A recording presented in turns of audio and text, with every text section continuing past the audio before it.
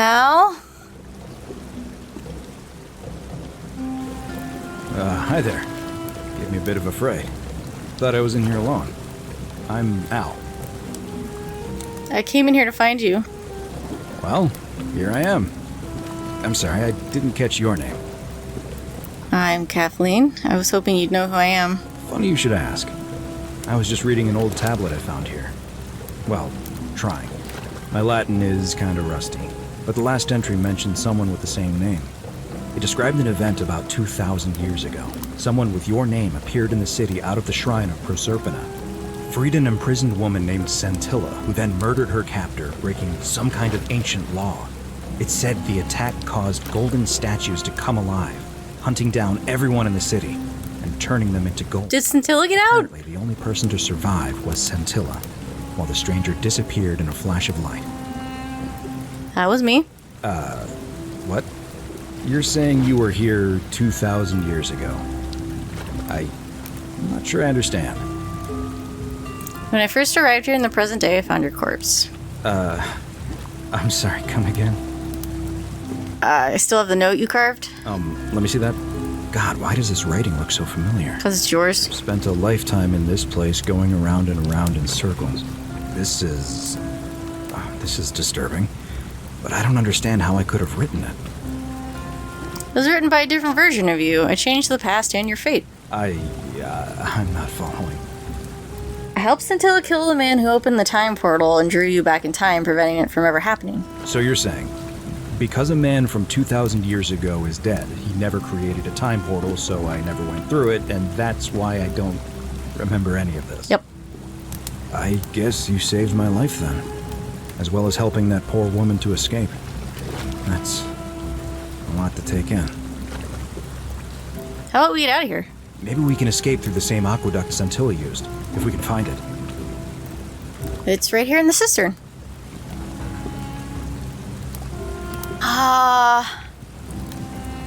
Is this gonna end badly? Is this a legitimate ending? We're free! Maybe. Return to the river. Oh no, are we gonna talk to Karen? Is there an escape for us? Because we're dead, Al. What the? You were behind me. What the? Al? I'm gonna pause here for a moment and make sure nobody else has ever lured into this temple. Okay, good idea. You go on ahead, and I'll be there soon. I don't think Karen is gonna let us go.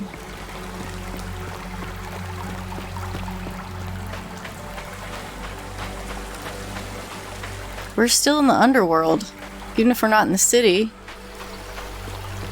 Karen? You're back! But you're alone. Does that mean you didn't find Al? I found him. He'll be here in a moment. Oh, what a relief. Thank you so much. I was beginning to think you'd both become trapped in there. Why don't you tell me what you discovered while we wait? I know your real name is Charon, or Kerti.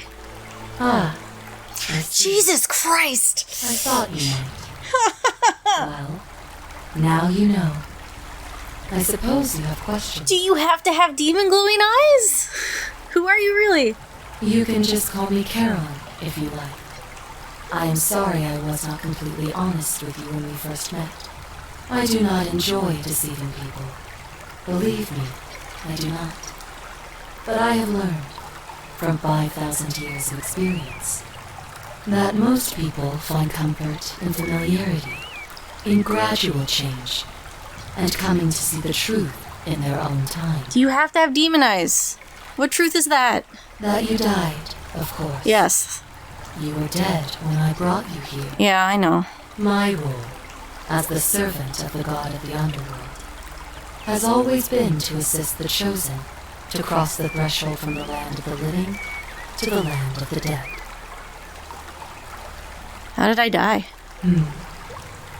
Usually, when people do not remember how they died, it is because they suffered a terrible trauma.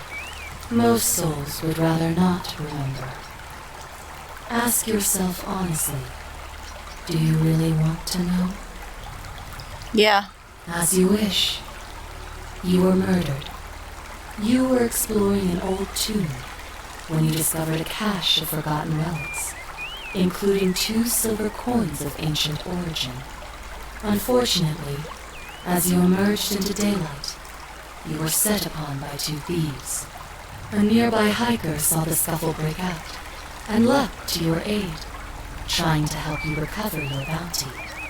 You both fought bravely, but your assailants were armed, and you were not. There was nothing you or your ally could have done. He died instantly at the scene, and you followed a few hours later. That man's name was Oh. You were each in possession of a sacred coin. Oh. Kieran's opal by some. And so it was my duty to bring you here. I see. What's so special about these coins? Perhaps you have heard the tales of the Greeks and Romans burying their dead with a coin in their mouths to pay the ferrymen for passage across the river. Well, those stories contained a seed of truth, but not any coin would do. A long time ago, my master created 1,000 silver coins and had me distribute them across the world. My orders were simple. Whenever a person died in possession of a coin, I was to locate them and ferry them here. Why? That is a question you would have to ask him, if that were still possible, in light of the path you have chosen. I haven't chosen a good I am one. just his servant, doing his bidding. Mm-hmm. Only now, I find myself bereft of purpose. You see, the coins on you and Al were the last of the 1,000 in existence. There is nobody else to ferry here. Nobody to keep you company. After 5,000 years, the underworld has finally run its course. I don't think she can return us to the land of the living. I see no point in keeping you here. Oh, really? But I have to ask one thing. That you keep this to yourself. Look! Here comes Al now. Al! It's so good to see you. You were gone so long I thought I'd never see you again. Kinda lost track of time in there. You wouldn't believe what we found. The ruins of a long-forgotten city. And there was a tablet describing an event 2,000 years ago. Supposedly, the city was destroyed when a woman murdered a tyrant with the help of, well, my new friend here. I know how crazy that sounds. Maybe not that crazy. That woman. I don't suppose her name was Scintilla? How could you... What? She left a tablet of her own. I stumbled across it while I was waiting here. I think she meant for you to read it. Did she go... Here, take a look. Did she go home? Did she go back to the land of the living? I don't know what became of you, or if you'll ever read this, but I want you to know that I will never forget you, or what you did for me. It pains me that so many dear friends were not so fortunate. Ulpius, Cynthia, Lucretia, Horatius, Galerius, poor Dooley, and the others. But please understand, their blood is on my hands, not yours. I will live with the consequences of my actions, and all I can do is move forward, trying to show others the same compassion you showed me. I promise you that saving my life will not be for nothing. Scintilla. Sounds like you meant a lot to her. I'd love to hear your story, but first, you two look exhausted. Why don't you hop in my boat and rest while I ferry you back to civilization? Sounds good to me. And you? Are you ready to go home? Let's go. I like this ending. I like this ending. Ending 2 of 4. Okay, so 1 is to talk to Apollo. Not Apollo. Pluto? Because I think the goal is to save everyone, maybe? I like this ending, though. It's a good ending. Okay.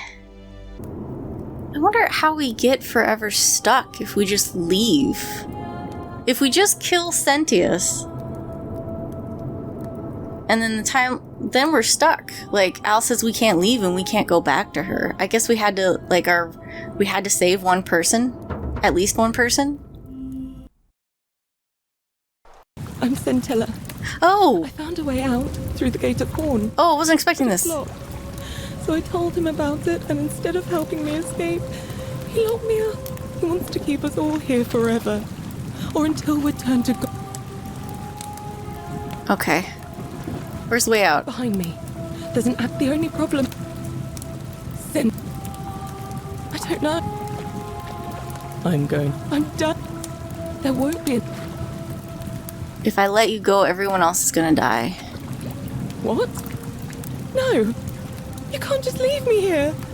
How can you be so... I'm coming back for you. I'm coming back. It's too dangerous. Let me see if I can persuade Sentius to let us go.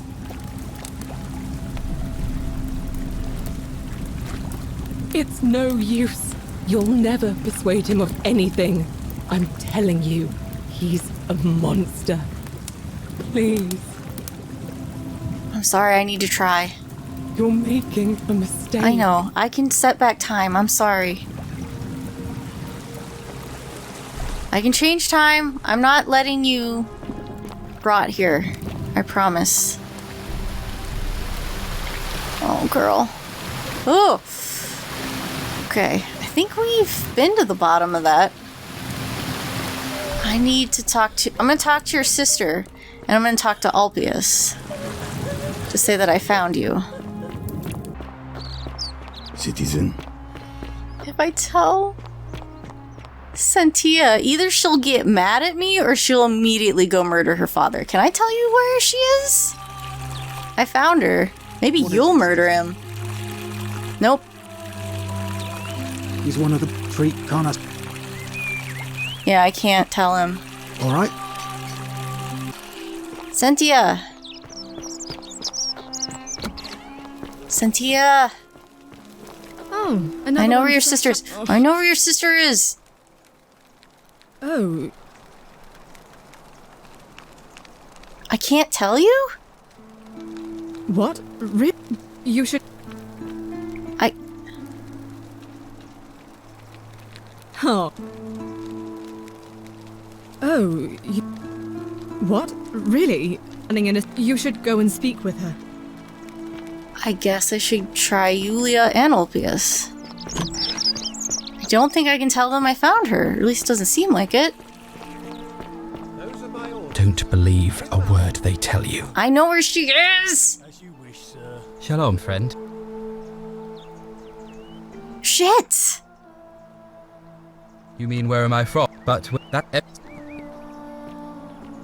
A lot of good... Alright, friend. I can't Priestess, tell them. Malleolus has decided to withdraw from the election. Clarius looks busy. I can't tell them! Welcome. Yulia! I can't tell them where she is. Maybe I have to confront him first. Why can't I tell them where she is? I haven't enough. We're finally alone. Mm-hmm. We've had this conversation. Is that? I'm in a hurry. Seems... I know what you did to Centella. Me? What are you talking about? You're keeping her tied up in the cistern. Don't you chuckle at me. You remind me of him. Al Worth. The fellow who came through the portal before you. Mm-hmm. We've had this conversation. Sure. You see, but I'm surprised you hadn't noticed. He was a moralistic fellow, and because of that fatal flaw, I watched him come through the portal, and when he finally saw the futility of it all, the next time I awoke, you showed up. I mean, you've lived less than 15 times? Impressive. And yet everything because there's no escape. So, you discovered my secret. You're sick. I couldn't care less what you think. Mm-hmm. Hand over the key to the exit. And why would I agree to that? It's the right thing to do. You might have an uprising on your hands. Well, let's try it's the right thing to do. You and your pathetic morality. Nobody cares about your opinions or what happens where you're from. Least of all, me. Understand that to me, you've never been anything more than a useful idiot. And you're no longer useful. Are you gonna kill me? If you don't hand it over, you might have an uprising. You might want to think that through. If anyone so much as touches me, everyone dies. What's to stop me from taking it by force? The only way you're getting this key is over my dead body. And if I die, I won't be able to open the portal for you again, meaning you'll have created a paradox. You see, it was my actions that brought you to this point. That means if I die, you'll be flung back to... I certainly hope not. In fact, I want it to go on and on forever until you wither and die like Alby, and the gods send yet another useful idiot to extend my life for me. I'll find a way to break the cycle and you with it. What are you going to do? Beg the gods for help? They don't care about you, and neither do I. Now, get out of my villa. I'm bored with you.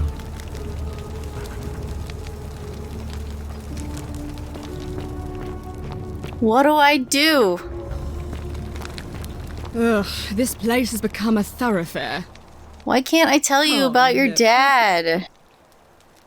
Oh, I found her. Your father's been keeping her tied up in the upper cistern. what? Is this some kind of crude commoner joke? No, go see for yourself. No, surely not. Father, is this true? I'm afraid it is. I don't understand. Why? Why would you do such a thing? Are we both dead? Because she found a way out. And if you're wondering why I'm telling you this, it's because you're never going to remember any of it. Yep. All I have to do is commit a sin, and the day will begin again. Yep. Watch this. I'm going to kill you now. Yep. The many shall suffer for the sins of the one. It's almost as if you're trying to extend my lifespan. You're such a dick.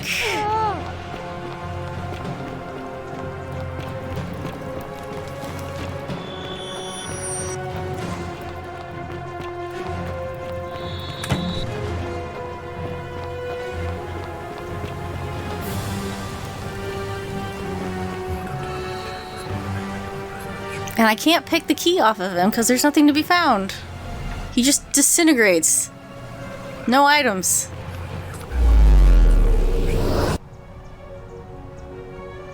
I gotta tell Ulpius. Ulpius, at least I don't think, will go to Sentius for proof. Alright, let's talk to Sentius again.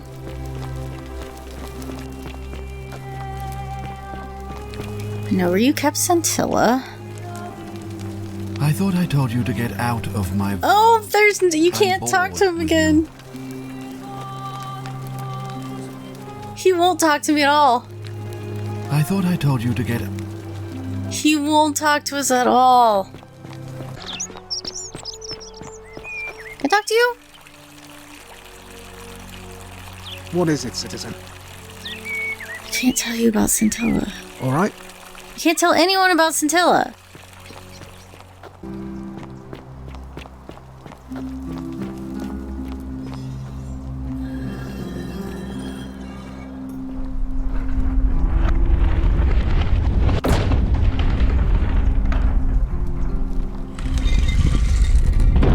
Oh, I don't know how well this is gonna go.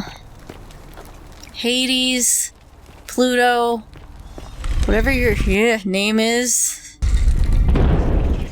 Speak his name. Which one?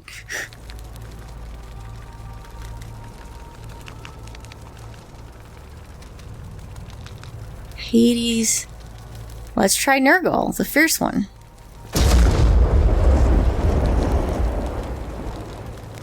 Hades? Do I have to speak all of them? Osiris? Does your name change? Pluto. Oh. Pluto. It has to. So, Pluto's the name that you recognize.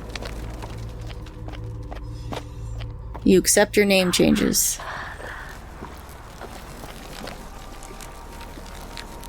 Oh! Am I paying attention to the... Okay, so it was Pluto and then it was Hades? Okay, I'm going backwards in time. I got it. I got it. It's coming to me now. Coming to me now, and now you are Osiris.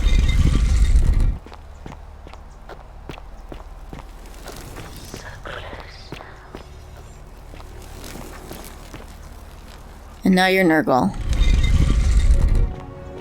What?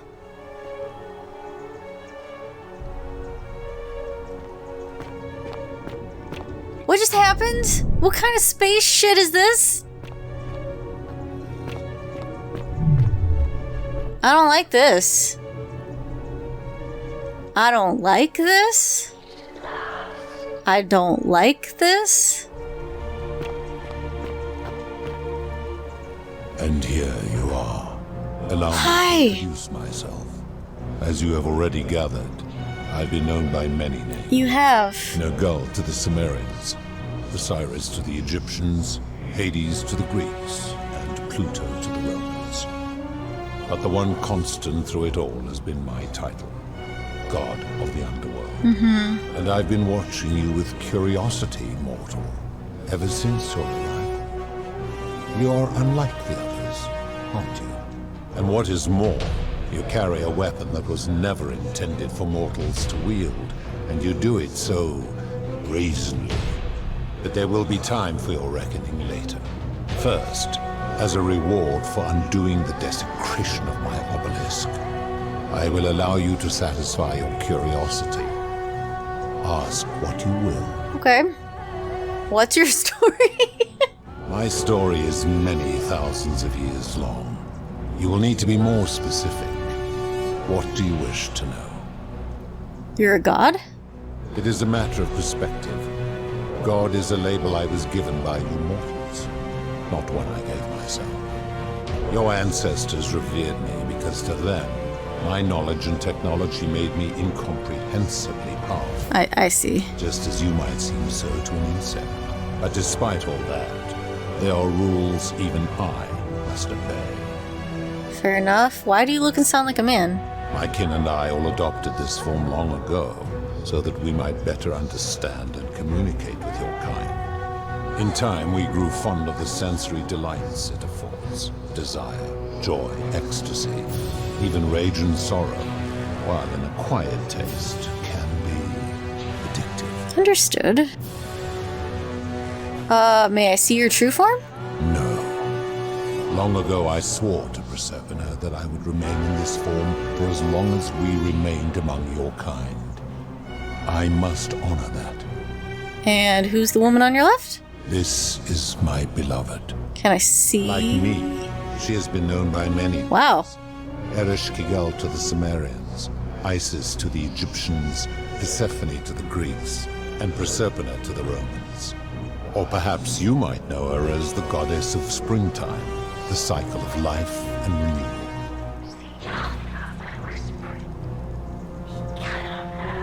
She looks... Your gaze lingers too long. Dead inside? Who's that on your right? That is my servant. You would have met by the river, though she wears many faces and goes by many names. Kumutabal to the Sumerians, Kirti to the Egyptians, Charon to the Greeks, and Charon to the Romans. Her role is to ferry souls between the mortal world and this one, and to make their transition as seamless as possible. For that, she earned herself the infamous, if erroneous, moniker, the Ferryman. You will talk more later. For now, ask your questions. As you wish. What is this place? It has come to be known simply as the Underworld, and it exists because of a wager I made long ago. What was the wager? That is a long story, one that began over 3,000 years ago and continues to this day. You see, That mortals long ago, can't my kin be and I virtuous? set out from our home on Elysium to search for other forms of life among the stars. We discovered your planet and witnessed your kind evolving from primates into something lawless and barbaric. You all but destroyed yourselves, your 2 short lives being extinguished by violence and ignorance and disease. Yet Proserpina saw raw potential in you, and persuaded the rest of us it would be squandered without our intervention and stewardship. So we revealed ourselves to your people in a place called Sumer. We offered guidance in agriculture, toolcraft, and law, and you called us gods. For a time you flourished, but soon you were too many for us to oversee. And as you spread from that cradle of civilization, we saw something disturbing. We had sown the seeds of dependency and confusion, and soon you returned to your old ways of violence and ignorance, this time in our name. My kin had seen enough, and gave up on your kind, condemning you as barbaric and chaotic, scarcely more than animals. We began preparations to return to Elysium, our home world, a utopia unspoilt by conflict and unimaginable in its beauty. But my Proserpina could not bear to abandon your kind without guidance, and knowing it would force the rest of us to leave her behind, she made an extraordinary sacrifice. She gave up her immortality to descend permanently to the ranks of humankind. And so she began her inescapable trajectory toward death. Horrified, I acted swiftly. I placed her in suspended animation in a deep frozen sleep to prevent age and sickness from claiming her. And then I pleaded with Proserpina's father, who the Romans called Jupiter, to bring her with us to Elysium. It was and is my hope that once there, we might one day learn to undo what she has done to herself. But he refused. I did everything I could to persuade him, but he would not relent. He would rigidly uphold his final pronouncement. Humans were unworthy of ascension to Elysium, and no exceptions would be made. But seeing that I was aggrieved, he proposed a wager, the terms of which were as follows. If even one human city could prove itself capable of living without sin for a single year, then Proserpina and all of humanity would be permitted to join us in Elysium. Huh. My part would be to remain behind, the last of my kind, to watch over you without interfering, and to sit in silent judgment. And so my reward has been to languish here, enduring a 3,000-year winter, waiting for the day your kind proves itself worthy of her faith in you, so that I might take her with me to Elysium and unthaw my goddess of springtime. And here I am, after all this time, still waiting. Who are your kin? There were also gods who, like me, have been known by many names, but perhaps you knew them by their Roman names. Our leader, Jupiter, as well as Neptune, Saturn, Juno, Minerva, Mars, Venus, Apollo, Diana, Vulcan, Vesta, Ceres, and of course, my beloved Proserpina. Who built the city? As the first wave of your kind arrived from Sumer, I had them build a city in their own fashion, so that they might be comfortable and recreate their lives here. I had them build the entrance as a vertical shaft leading to baths, to cleanse them of the sins of their former lives, and to prevent escape. I watched wave after wave of Sumerians arrive, and as their civilization declined over the centuries, they were replaced by Egyptians. Of course, believing themselves to be the superior civilization, the Egyptians promptly built over what had been built before, and made all the same mistakes. After another 1,000 years, the Greeks began to arrive, and then the Romans, and they all did the same thing. They built upon the underworlds of their predecessors, renamed their gods, and ensured their foundations were forgotten. Is this where the idea of one god came from? Because all the other gods left and he's the only one that's left, and that's why we've gone from this multi-thesis religion to a one god religion? Is that what's happening here? How do you decide who comes here? To ensure the wager was fair, it was important that my subjects were chosen at random. To this end, I had my servant distribute 1,000 tokens fashioned from silver, a rare element at the time, across all of Sumer. Whoever died while in possession of one of them would be located by my servant and ferried to this place, with no memory of how they arrived. As the tokens were discovered, they were traded, smelted, and fashioned into trinkets, and eventually coins, spreading to Egypt like seeds on the wind. Later, when they spread to Greece, they would come to be known as Charon's obol, or as coins for the ferryman. Some placed coins in the mouths of their dead, hoping they would awaken here, though they had no way of knowing which coins were fashioned from the original tokens. In fact, almost all of the tokens are accounted for, only 2 remain. And so after this wave destroys itself, as it is destined to do, your kind will have squandered the last of its potential to ascend beyond this rock, and Persepolis along with it. Why only 1,000? How did humans learn about the underworld? It is a regrettable story. One of the first men who came to this place was a king of Sumer, and a troublemaker. To be rid of him, I returned him to his people, on the condition that my servant erased his memories of this place. But the erasure did not take completely, and he told stories of this place as if describing memories of a dream. His tales were committed to writing, which came to be known as the Epic of Gilgamesh, and his words were twisted and distorted over generations. Later, the Egyptians would adapt Sumer's stories of the underworld, making them wildly intricate and labyrinthine. Their Book of the Dead and Book of Gates bore less and less resemblance to this place in their priests' pursuit of profit. Then, when the Greeks began to arrive, they proved far more cunning, and in a series of incidents that will not be repeated, 5 of them escaped. A warrior named Heracles, 2 kings named Sisyphus and Theseus, a poet named Orpheus, and a Trojan named Aeneas. They each told embellished tales of this place, how to get here, and how to escape. And so from Sumer to Egypt, Greece to Rome, your kind has always told each other stories about this place, though each story contained only a seed of truth. Alright, Of course. what else? You're responsible for the Golden Rule.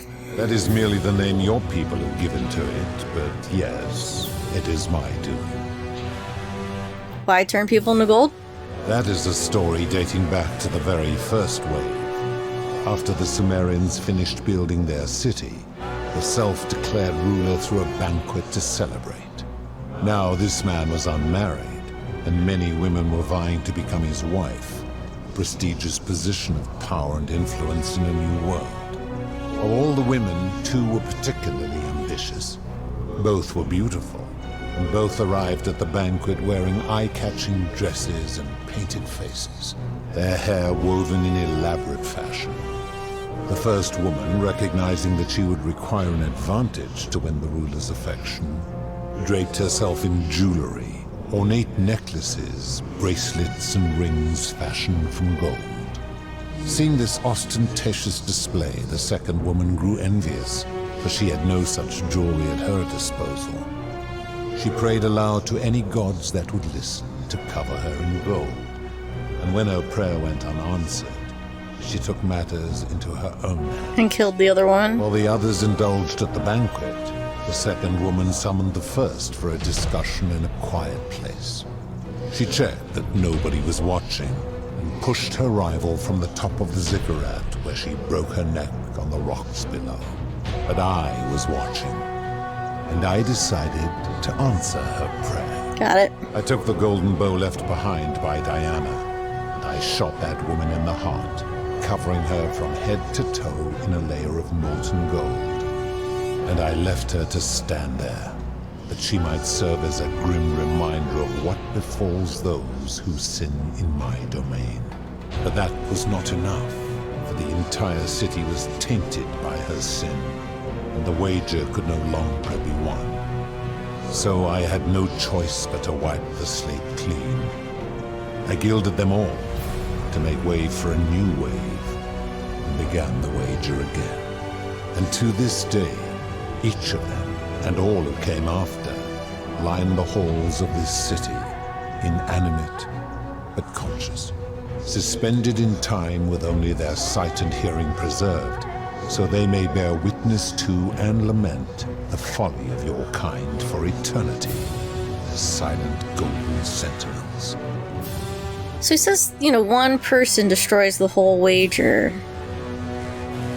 So I guess you couldn't just turn the evildoers to gold and let the people who appear virtuous continue living and see if they can survive in a city for 1 year? I would think that would still count, wouldn't it? You don't have to start over with brand new people. Just 1 year, that's all you need, right? You're responsible for all these lives. I give your kind a second chance at life, as well as ample warning about my law. And when you disobey, and you always disobey, one person! You force my hand, bringing terrible suffering upon yourself. You're punishing everyone for one person. Ask if I am the one destroying your lives. And I say, no. Your logic is flawed. Destroy yourselves. I am merely the means by which you do it. And you don't even do it well. Because what you consider a sin doesn't work. Where'd all these golden bows come from? When my kin departed, they left behind many relics which I inherited. A consolation prize of sorts. The golden bow originally belonged to one of my kin, who the Romans called Diana. As my collection of golden statues grew, I chose the most ferocious among them, and equipped them each with a duplicate of her bow, and tasked them with hunting down the Forsaken at my behest. They became known simply as Furies. What do you consider a sin?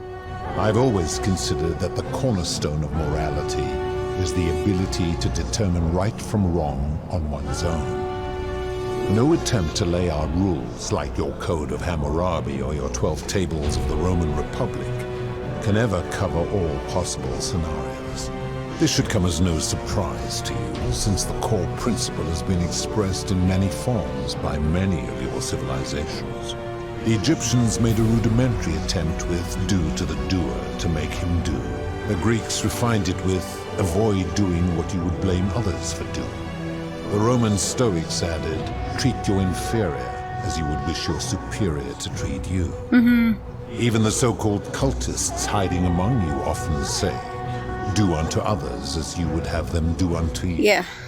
It is the simplest of concepts, and each one of you is born with the faculties required to apply it to any situation. Yet none of the peoples who expressed this rule were able to uphold it. Curious, is it not? So the golden rule, if you don't think you've committed a sin, then it doesn't count. So when it's like, oh, I tricked you into spending all this money on a scam I was running, if I think I'm right to do that and it's not a sin, then it's right and it's fine. And that's why when I talked to Fabia and she said, oh, then you murdered that person, her judging that as murder made the rule break. Whereas when I did it, I was like, hey, I saved someone's life, I did the right thing.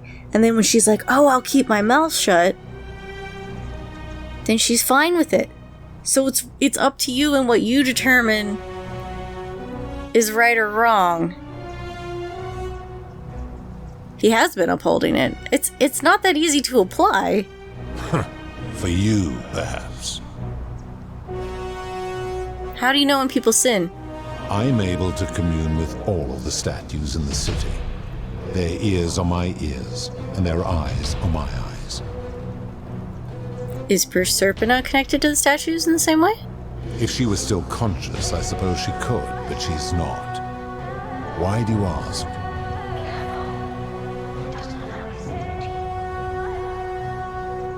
No reason. Then what an odd question. I've seen some terrible things here that you don't consider a sin. How could you let them happen? Do you plan to speak in sweeping generalizations? Or are you going to give me an example? Yeah, I'll give you an example. Not that one. Price gouging for life scam. Ah, the tavern keeper, yes. How is that inconsistent with the rule? She wouldn't want someone else to sell her hemlock if she thought she was buying a means of escape. I disagree. Having watched that tavern keeper, that is precisely what she would expect from others. She would view it as a game, one she intends to win. I think he's correct in that assessment, but if she was scammed, then she would think it was unfair, if she ever fell victim to it. But I am curious, how are you not just speculating? Applying this rule always requires speculation to some degree. It requires us to ask what another person would want if they found themselves in another situation. Doesn't that make it inherently subjective and unreliable? Not if we're wise enough to know the mind of man. Oh, dude. And you think you know the minds of other people? Supposing you're right, then my law has been broken, and I should turn you all to gold immediately. Is that what you want? No, of course not. Now tell me, what other sins do you believe I have overlooked? Thanks for watching till the end of the video. Consider giving a like or leaving a comment. The YouTube algorithm favors engagement, so doing one or both of those things really helps the channel. There's social media links in the description and a link to my tip jar if you're interested in helping out that way. Thanks so much for watching, and I hope you enjoy the next one.